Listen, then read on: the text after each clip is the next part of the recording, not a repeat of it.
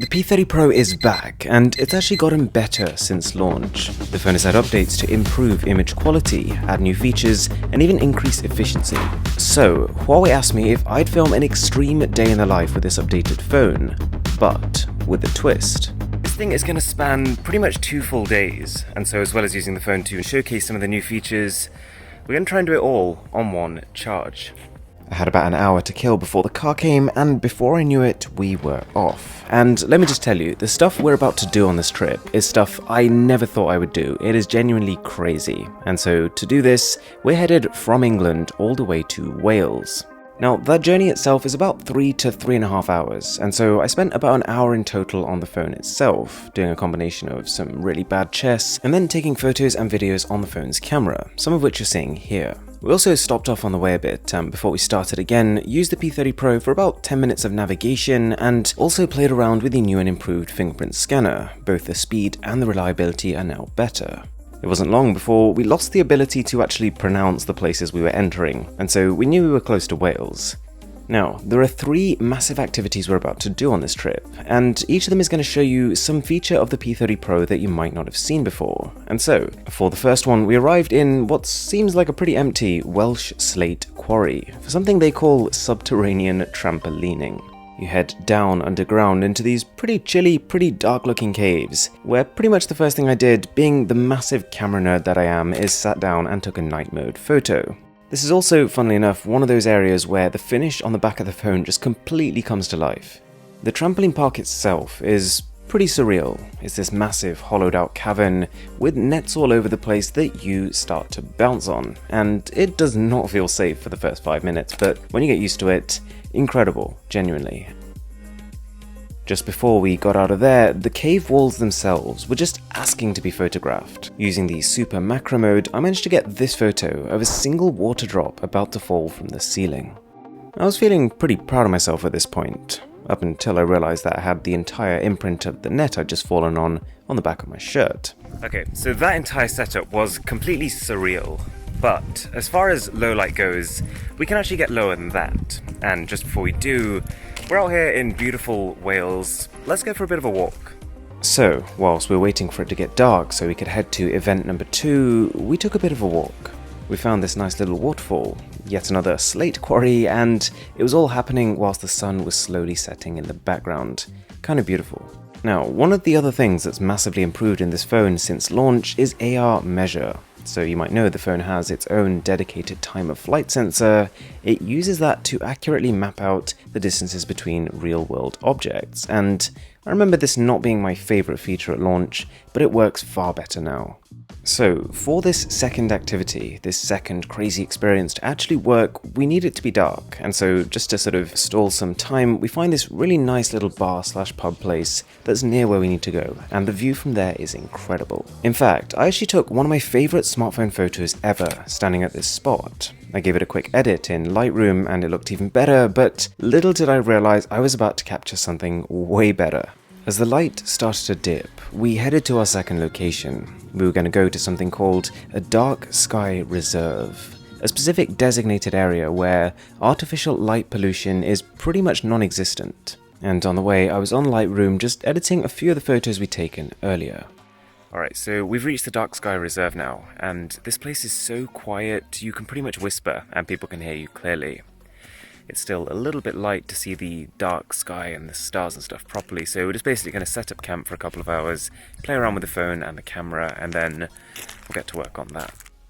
Okay, all I want to say is just listen to this place. It's one of the most serene things I've ever experienced. Pretty much the only thing you can hear is just the gentle sound of water. It was completely breathtaking, but we did have one problem. Alright, so it's already 10 PM and it is nowhere near dark enough to do any kind of night sky shooting. So we're just going to basically camp out for a couple more hours and hopefully we'll see some kind of starage in the sky. And sure enough, eventually it did start to get dark. And in fact, so dark because remember there are no artificial lights around here that I managed to trip and fall down a hill. Oh mate, you're right. Oh my god, alright, are you okay? All good though, and what happens next completely made up for it. So, you've probably heard of night mode. The P30 Pro takes incredible shots in the dark. But set your phone up on a tripod and open up something called Star Trails mode, and you can take it to the next level. Alright, so we just got one shot of the stars and I'm blown away. I can't wait to show it to you. It is one of the most impressive things I've ever seen in my life. So we left the phone to capture for around about 8 minutes, and in this time, because the Earth is moving slowly on its axes, the phone captures the relative movement of the stars.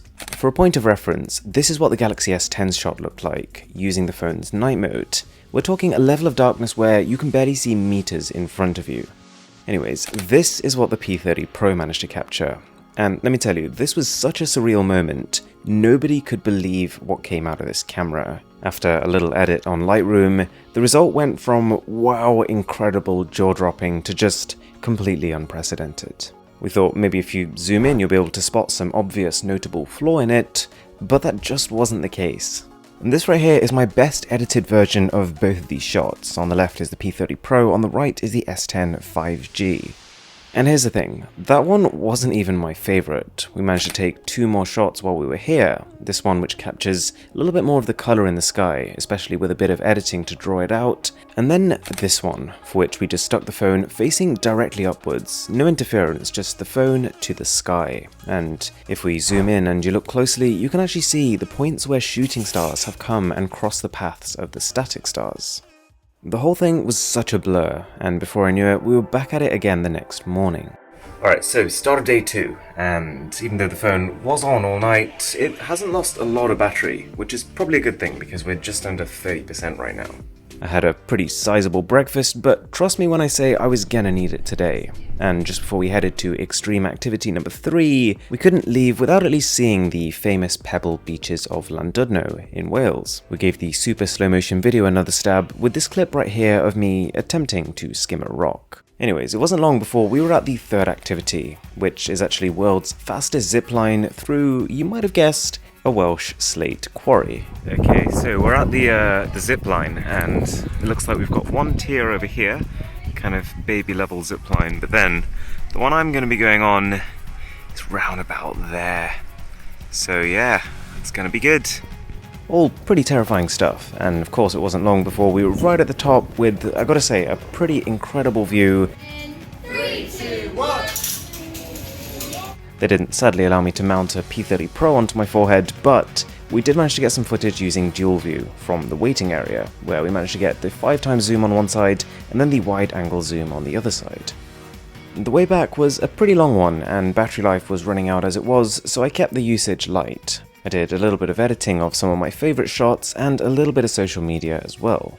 When I got back, one of the first things I saw was the amusing sight of my cat trying to figure out what on earth a robot vacuum cleaner was doing in its territory. I opened up the Send Anywhere application in order to transfer the 10 gigs or so of footage that I got on the phone to my laptop so I could start editing this video. And that, I gotta say, did take quite a significant toll on the phone's battery. And so, by the time it reached about 9:40 PM, the phone was just about to go. So I got a quick look at some of the battery usage stats over this period. It's been on medium power saving for this trip, and that's definitely been one of the contributing factors for how on earth we managed to get it to last 2 extreme days of use. What an insane trip.